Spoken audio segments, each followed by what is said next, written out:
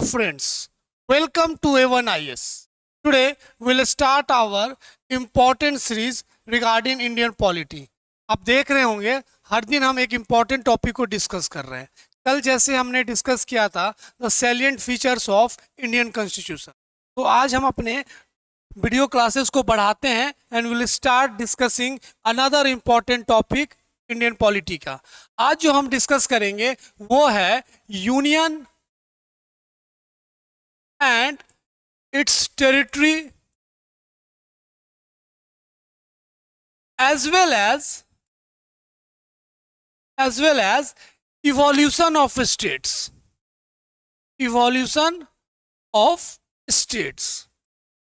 ये बहुत important topic हो जाता है जब आप प्रीलिम्स के प्रीवियस ईयर क्वेश्चंस देखेंगे. हमने इस टॉपिक को लेकर प्रीवियस ईयर क्वेश्चन डिस्कस किया है.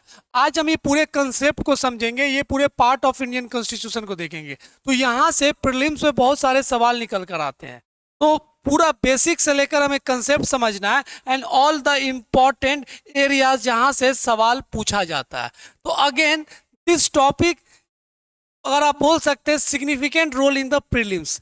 मेन से भी सवाल आ सकता है, लेकिन जितने सिविल सर्विसेज के एग्जामिनेशन है यहाँ पे यूनियन स्टेटिव पे प्रीलिम्स से पूछा जाता है. तो जब हम इस टॉपिक को शुरू करते हैं, आपको पता है यूनियन एंड इट्स टेरिटरी की जब बात करते हैं, article 1 to 4 deals with this part 1 of the constitution, union and its territory. और साथ में हम इसको थोड़ा और एक्सपेंड करेंगे, then we will discuss the important evolution. आपको पता है article 1 of the Indian constitution जो बताता है एक तरीके से the name of the India. तो पर्टिकुलर जब हम आर्टिकल 1 की बात करते हैं तो ये नेम एंड पॉलिटिकल स्ट्रक्चर की बात करता है. पॉलिटिकल स्ट्रक्चर की बात करता है. तो we know that in article 1 India that is Bharat shall be the union of India. India that is Bharat, India that is Bharat shall be union of India. अब जब कॉन्स्टिट्यूएंट असेंबली में ये डिस्कशन हुआ रिगार्डिंग द नेम कि भारत होना चाहिए या India होना चाहिए, तो यहाँ पे भी दो स्कूल ऑफ थॉट्स थे. लोग ये कह रहे थे, एक स्कूल ऑफ थॉट ये कह रहा था कि जो हमारा एंशिएंट नेम है भारत वो होना चाहिए. दूसरा थॉट था जो मॉडर्न व्यू रखते थे कि इंडिया एक तरीके से बड़ा कॉमन नेम हो गया, तो इंडिया को स्ट्रांगली रिप्रेजेंट किया जाए. तो इंडिया दैट इज भारत, ये दोनों नाम अडॉप्ट किया गया on the various discussion in the constituent assembly. और ये कहाँ एक्सप्लेन किया गया, कहाँ पे बताया गया, आर्टिकल 1. दूसरा इंपॉर्टेंट आर्टिकल निकल कर आता है यहाँ पे कि why we are calling or adopting union of India despite we are having the federal structure. हमें पता है कि हमारा फेडरल स्ट्रक्चर है, लेकिन तब भी हम union of India term use कर रहे हैं. इसको भी लेकर डिस्कशन हुआ इन द कॉन्स्टिट्यूएंट असेंबली, जिसको लेकर बी आर अम्बेडकर ने बड़ा क्लियरली दो कंडीशंस बताएं और इस चीज को क्लियर किया. पहला कंडीशन में उन्होंने कहा कि there is no any contractual agreement between the union और स्टेट्स. तो आप कह सकते हैं कि कोई एग्रीमेंट नहीं है, no agreement between the union and states like USA में स्टेट्स और सेंटर के बीच में एक एग्रीमेंट है, कॉन्ट्रैक्चुअल एग्रीमेंट है, इसलिए वहां फेडरेशन ऑफ स्टेट्स बोला जाता है. इस चीज को एक्सप्लेन किया in the constituent assembly by the B R Ambedkar कि भारत में ये कंसेप्ट हम यूज नहीं कर सकते क्योंकि देयर इज नो एग्रीमेंट. दूसरा इंपॉर्टेंट कंडीशन बताया गया कि why we are not calling the federation rather than the union of states. तो वहां पे ये कहा कि states have no power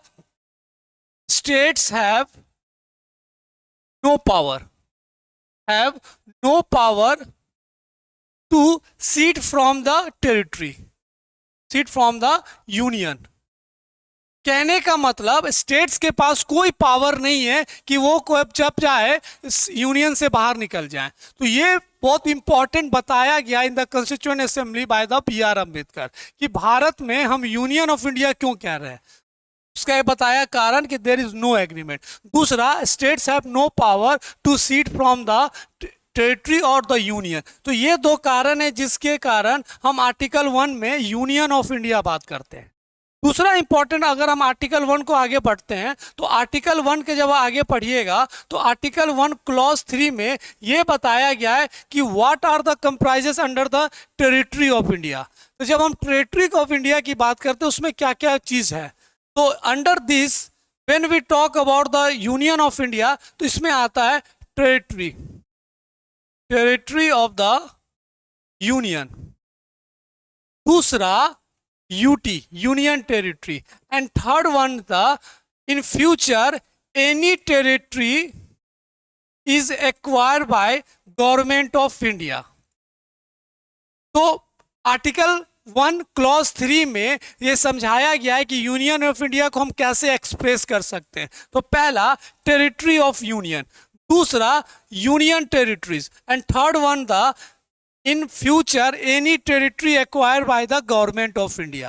So these all are the important articles in the part 1 of the constitution, जहां article 1 क्या कहता है, name of the country and the political structure। Moving forward, article 2 क्या कहता है? article 2 कहता है it empowers the parliament, it empowers the parliament to admit any new states as well as establish new states, कहने का मतलब article 2 में parliament को पावर दिया गया है ऐसे स्टेट्स को फॉर्म करना जो पहले से एग्जिस्ट नहीं है। कहने का मतलब ये भी हो गया कि कुछ स्टेट्स ऐसे हैं जो एग्जिस्ट नहीं कर रहे हैं, आप नए ऐसे स्टेट्स को फॉर्म कर रहे हैं और इसका पावर किसे दिया गया? Parliament, and that is explain in article 2, और it powers the parliament. New states that they are not exist। So this is important when we talk about the article 2। article 2 जब वो हम तब इंप्लीमेंट कर सकते हैं हम जब नए स्टेट्स फॉर्म कर रहे हैं वो जो एग्जिस्ट में नहीं है। Now moving forward, article 3। Article 3 क्या कहता है? Again it empowers parliament, it empowers parliament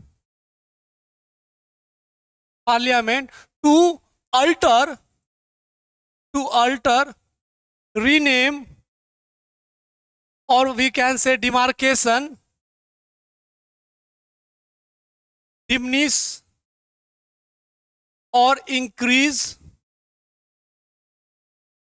any area of state। कहने का मतलब आर्टिकल 3 में ये एक्सप्लेन है कि हम उस स्टेट की बात कर रहे हैं जो पहले से एग्जिस्ट है। फॉर एग्जाम्पल हम मानकर चलते हैं बिहार एक एग्जिस्टिंग स्टेट है और अगर हम इस स्टेट से कोई एरिया कर्व करके बाहर एग्जिस्ट करके कोई नया स्टेट बनाना चाहते हैं तब हमें आर्टिकल 3 के थ्रू प्रोसीड करना होगा। अगर हम बिहार का नाम चेंज करना चाहते हैं तब हमें आर्टिकल 3 की बात करेंगे। हम अगर किसी भी दो एरिया को जोड़ दे बिहार में तो इट मींस दैट कि हम उस आर्टिकल की बात कर रहे हैं जिस आर्टिकल में जो पहले से एग्जिस्टिंग स्टेट है उसके अल्टर, उसके नाम को चेंज करने की बात है, इंक्रीज और डिमिनिश द एरिया की बात कर रहे हैं। और जब हम आर्टिकल 2 की बात करते हैं हम उस स्टेट की बात कर रहे हैं जो पहले से एग्जिस्ट नहीं है। We are admitting the new state which are not exist, लेकिन हम आर्टिकल 3 में एग्जिस्टिंग स्टेट की बात कर रहे हैं। So this is the basic difference between the article 2 and 3. Okay, now moving forward, article 4। article 4 ये कहता है any law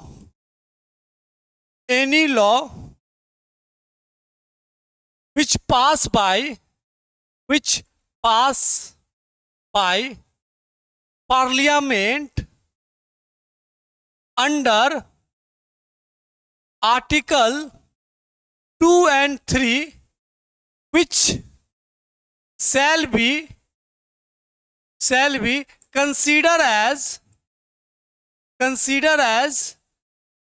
a ordinary legislation not cover under constitutional amendment act under article 368। बड़ा clearly समझिए, हम अगर आर्टिकल 2 के through कोई नया स्टेट फॉर्म कर रहे हैं या आर्टिकल 3 के से हम कोई स्टेट को डिमार्केट कर रहे हैं, डिमिनिश कर रहे हैं, इंक्रीज कर रहे हैं, अगर ये दोनों में हम इस आर्टिकल को यूज कर रहे हैं तो जिसके कारण जो चेंजेस आएगा consider as a ordinary legislation, ना कि वो कॉन्स्टिट्यूशनल अमेंडमेंट के एक्ट के थ्रू आएगा। और ये जो पास होगा वो सिंपल मेजोरिटी से पास होगा।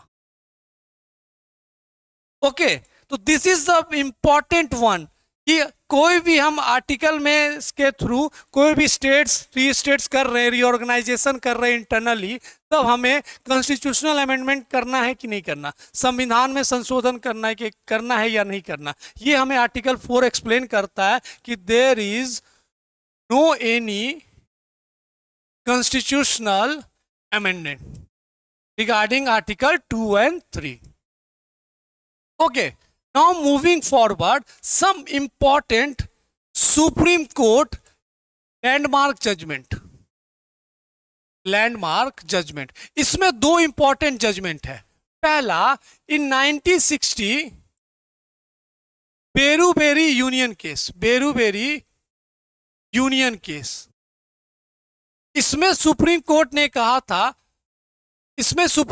कहा था any part of the Indian territory cede by Indian government to the foreign country. कहने का मतलब, अगर आप कोई एरिया को सीड करते हैं to the foreign country, you need a constitutional amendment act, ना कि कोई एग्जीक्यूटिव एक्शन से। अगर आप कोई एरिया को किसी भी फॉरेन कंट्री को दे रहे हैं, ट्रांसफर कर रहे हैं, तो you need a constitutional amendment act. और इस कॉन्स्टिट्यूशनल अमेंडमेंट एक्ट के through, 9th constitutional amendment act के थ्रू, हमने बेरूबेरी वाले केस में पाकिस्तान के साथ इंपॉर्टेंट सेटलमेंट किया था, द नेहरू नून एग्रीमेंट। तो ये सुप्रीम कोर्ट का बड़ा लैंडमार्क जजमेंट है, आपने प्रियम्बल में भी पढ़ा होगा, and this union in territory, कि हम अगर कोई टेरिटरी का पार्ट अपने टेरिटरी को सीट करते, किसी को देते हैं, ट्रांसफर करते हैं, तो you need a constitutional amendment act, ना कि एग्जीक्यूटिव एक्शन से। In second judgement in 1969 supreme court hold that any dispute is resolved, any territorial disputes is resolved between India and foreign territory, they are not considered as a constitutional amendment। वो executive action से हो सकता है। तो कहने का मतलब, India और चाइना के बीच में अक्साई चीन को लेकर एक टेरिटोरियल डिस्प्यूट्स है, और वो डिस्प्यूट्स रिजॉल्व होता है, Aksai Chin will come under the Indian part, क्योंकि वो भारत का पार्ट है ही, तो that will the executive action से, there is no need of any constitutional amendment. लेकिन बेरूबेरी में क्या कह रहे हैं, अगर आप भारत अपने टेरिटरी को किसी और को दे रहा है, जैसे बांग्लादेश में और इंडिया के बीच में एक important land swap agreement sign हुआ था, उसमें भारत ने लगभग 111 इंक्लेव्स बांग्लादेश को दे दिया था और महज 59 इंक्लेव्स भारत को मिला था। तो ये जो लैंड स्वैप एग्रीमेंट हुआ था, वो हुआ था 100th कॉन्स्टिट्यूशनल अमेंडमेंट एक्ट से। तो ये दो इंपॉर्टेंट केस है जो आपको पता होना चाहिए when we talk about the union territory. We had deal the important articles 1 to 4 and the important Supreme Court judgment. Now we move to the important evolution of states. Evolution of states. हमें पता है after the independence 1947 के बाद almost all princely states were ready to became the part of union of India. लेकिन 3 important princely states थे, जिसमें Jammu and Kashmir, Hyderabad and Junagadh, ये तैयार नहीं हुए थे at the time of independence, लेकिन समय के साथ they also ready through the referendum, through the political action और through the instrument of accession they became the part of the union of India. उसके बाद स्टेट रीऑर्गेनाइजेशन को लेकर, revolution को लेकर बहुत सारे चर्चा और प्रोटेस्ट होने लगा। उसको ध्यान में रखते हुए भारत ने कुछ इंपॉर्टेंट कमीशंस लाए, जैसे in 1948 Dhar commission. Dhar commission, Dhar commission ने कहा India needs to the reorganisation of states, organisation of states. लेकिन उन्होंने डायरेक्टली लिंग्विस्टिक को एक इंपॉर्टेंट रिकमेंडेशन मानने से मना कर दिया। दे हैड एक्सप्लेन कि लैंग्वेज इंपॉर्टेंट वो चीज नहीं होना चाहिए जिसपे स्टेट्स को रीऑर्गेनाइज कर सकते हैं।